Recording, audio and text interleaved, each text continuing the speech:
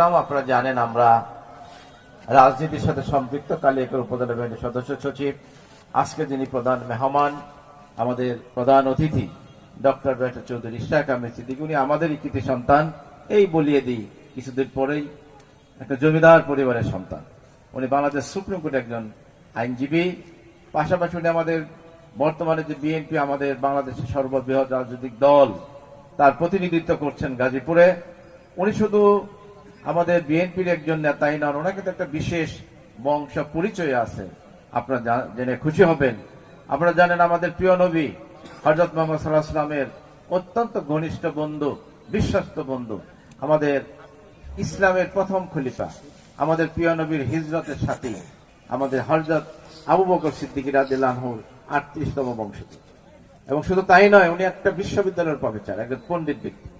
সেই হিসাবে আমরা আপনাদের কাছে আবেদন করতে চাই, নিবেদন করতে চাই, মাত্র ৩ মাস পরে, দীর্ঘদিন পরে, আপনারা জানেন দীর্ঘ ১৭ বছর